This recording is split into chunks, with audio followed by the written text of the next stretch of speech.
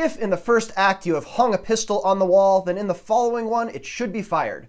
Otherwise, don't put it there.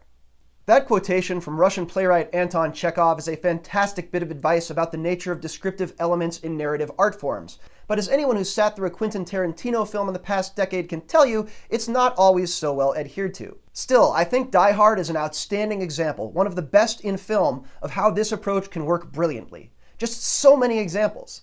I mean, very nearly the first lines, "Walk around on the rug barefoot," which our hero then follows, "Son of a bitch," and which then are further drilled home just after Tony's death, 9 million terrorists in the world and I gotta kill one with feet smaller than my sister. And then again when he's bantering with Dwayne T. Robinson. Glass?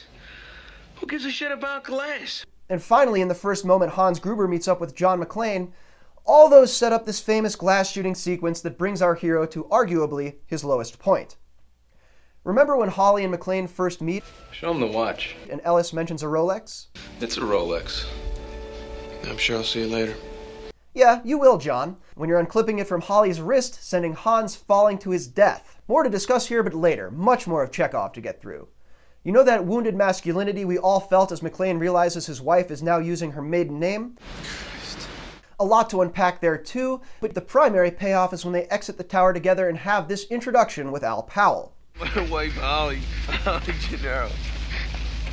Holly McClane. Speaking of Al, remember when he has that heart-to-heart about his past with John? Anyway, I just couldn't bring myself to draw my gun on anybody again. Yeah, you better believe that one's coming back, but first, let's go back to the end of the Carl fight, where the bad guy seems to be dead, but then we get this shot of him hanging in the foreground as the hostages escape. Going back to the film's denouement, and it's Carl reappearing to take revenge, but then gunshots. From whom? Al Powell.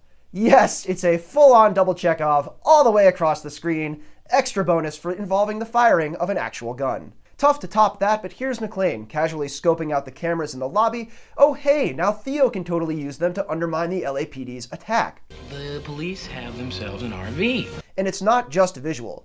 Back to McClane in the limo, Argyle puts on Run DMC's Christmas Time in Hollis, but John doesn't recognize it. So you got any Christmas music?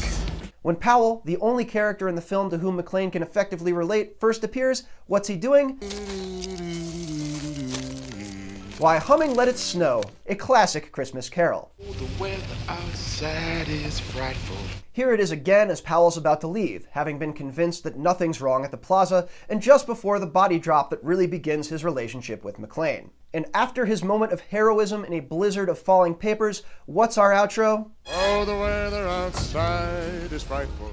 Jumping back again as John escapes the terrorists, here's an extremely brightly lit sign describing circuit breaker resets, and dang, it looks complicated.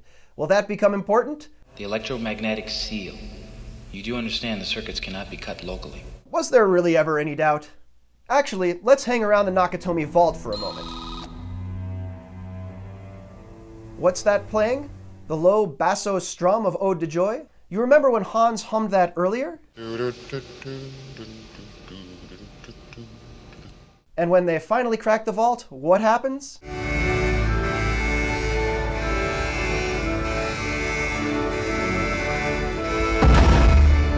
Merry Christmas. It's a theme that runs central to Die Hard in more ways than one, but we'll get to that tomorrow. Until next time, I'm Cosmo Catalano. Yippee-ki-yay, motherfucker.